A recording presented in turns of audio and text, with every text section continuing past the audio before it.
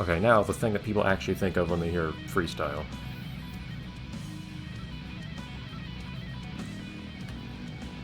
So, blocks list is going to be the same thing we just did, granted, but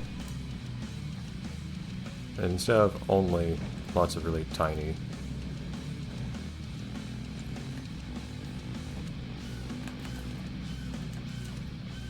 Lots of really tiny stunts, we can go for big ones too now, which I guess counts for something.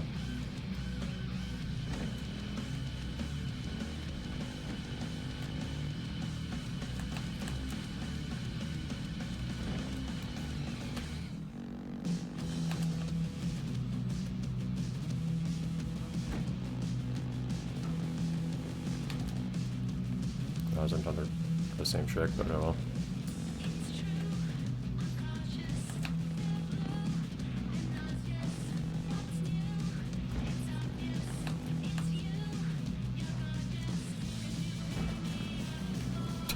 One combo.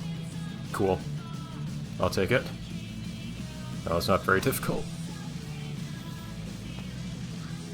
So, and that was the better part about that. And so the objective completion can only happen once, but that one combo was 650 credits. So like, you just do a number of those. Like, just for reference, me doing 3 of those combos would be equivalent to me winning a tournament. That's ludicrous. That is how you get money in this game. I don't know why it's so uneven, the distribution of what things give you what money, but there you go.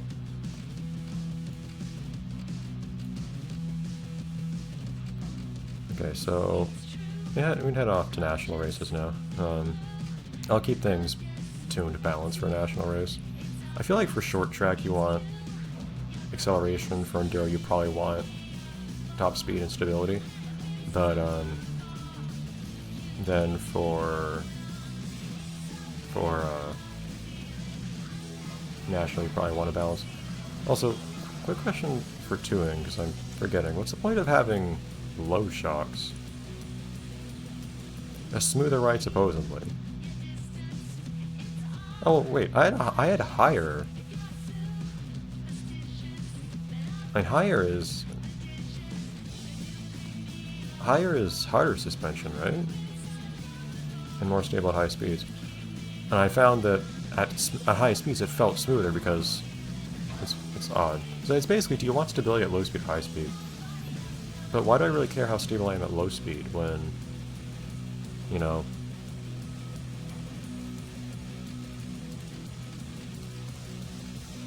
Oh, do I not have sand tires? Oh, I didn't realize that. I thought I did. Guess I need to buy those. Was I just doing sand stuff until now, never using sand tires? No, that doesn't sound right at all. I'm sure I had sand tires.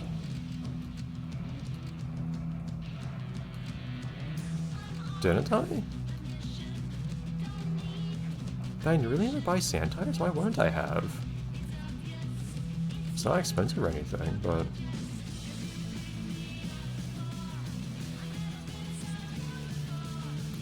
buy these at some point. Just when I want higher top speed or good balance. But, these are so cheap, it's also, there's also no point, it feels like, in the mud. Are there any primarily mud courses?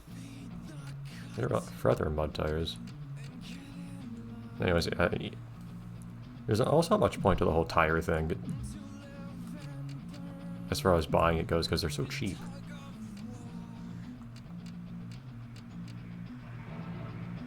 There you go.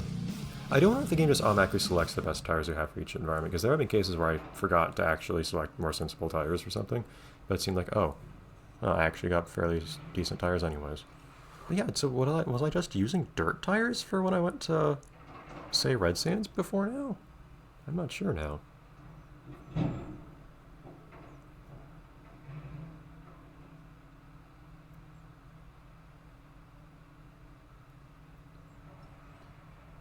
The ATV Offroad Fury series has an awkward history with small reptiles, namely as of Offroad Fury 2. If you haven't seen that Easter egg, it's worth looking up. The snake Easter egg, I think it's called. Or whatever kind of snake it is.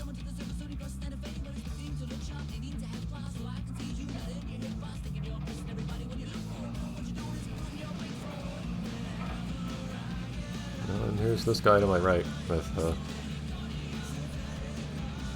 another fancy bike. Good start.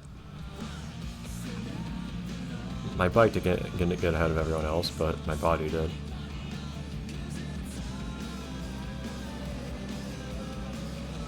What everyone else is actually using. Is that really... I don't know if that's... I didn't expect the whole shot to be there. I thought the... I didn't really think of that as a first turn, but whatever. Oh, hello! It's just an unmanned bike here. Yes, that is a fun Easter egg.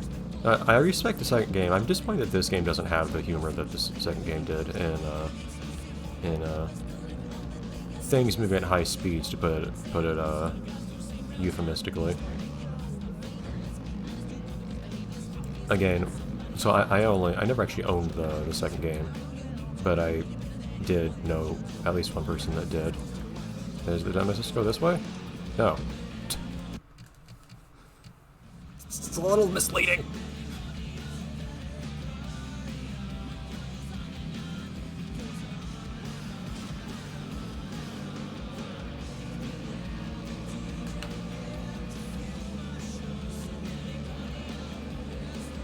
But, so one thing I really appreciate about that game, though, compared to this one, was certain things happened if you, for instance, drove out to the outside boundary of one of the maps in Freeride. That was a pretty memorable experience.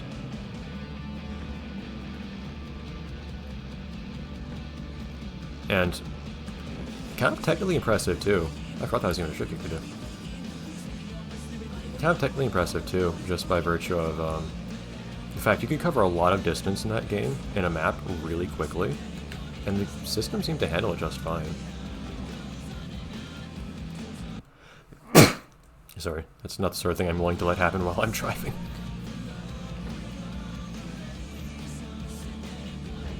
This game is not very friendly to sneezing. A lot more moving at quick speeds in this course than I anticipated. Also, I got a good lead on my opponents. Also, this is a pretty long course. Jeez. Goodbye.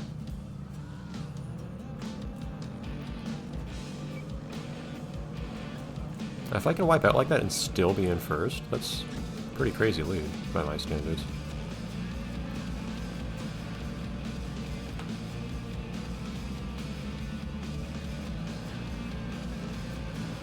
Back off. No.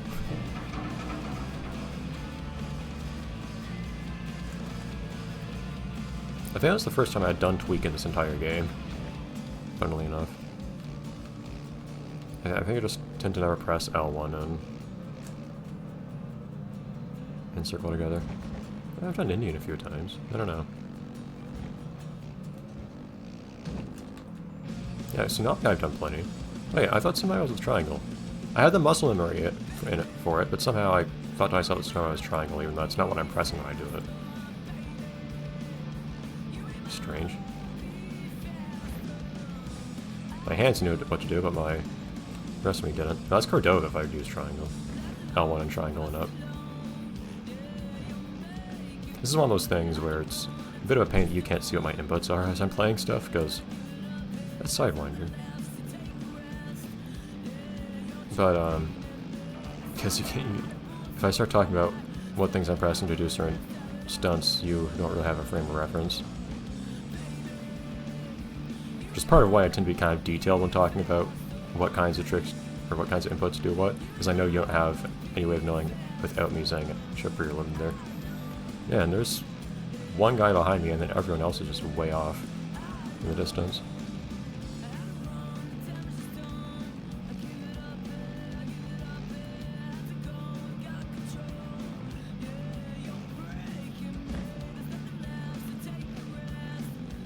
There's some really crazy bank turns on this course. So that's tweaks. That's L1 and triangle. Do I basically never do L1 and triangle? L1 and circle I've been doing for a while. That was L1 triangle and down.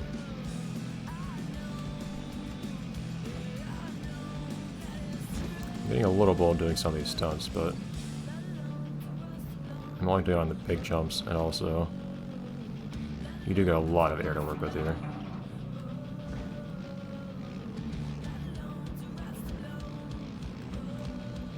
This is a pretty smooth course, all things considered. Yeah. Usually if I think I'm kind of cut it close at all, I don't do a stunt there. I'm only doing the stunts right now to explore what the different stunts are. Not because I actually want to get the points or anything. Oh boy. There's that poor cornering coming in again. Yep, forgot to preload.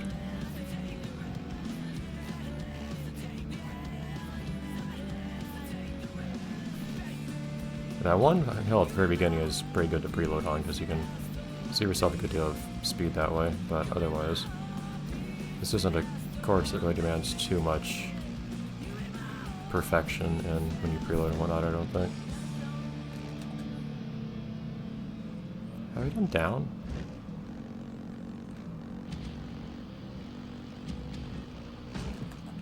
That's right, yeah, I've done all four. And then right is one-handed Indian here. Yeah.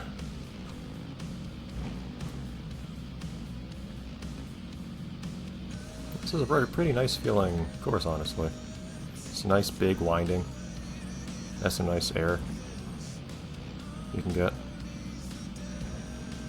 I really like how banked a lot of it is. You really just kind of lost some speed there. You can really just flow with the turns and so on. And these big bank turns feel cool. That one fork where you have to go one way and not the other is kind of dumb to me. It's easy to miss, but you should actually be doing. There we go, preload. But otherwise.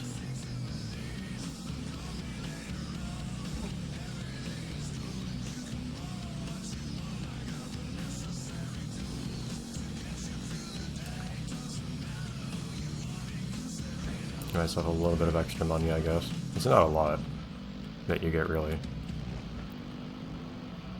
And the kinds of points you can get in a race are not really enough for it to be worth trying to get credits that way.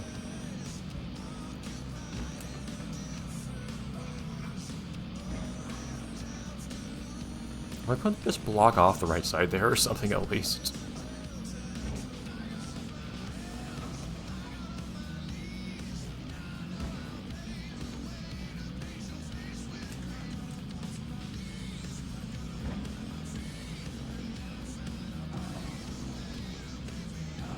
And you get to keep some good speed going in this course too. I really like it.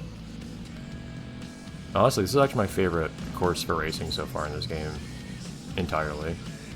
It's kind of hard to compare it to the enduro courses, which are usually my preferred flavor of race, but at least outside of enduro, I enjoyed this greatly.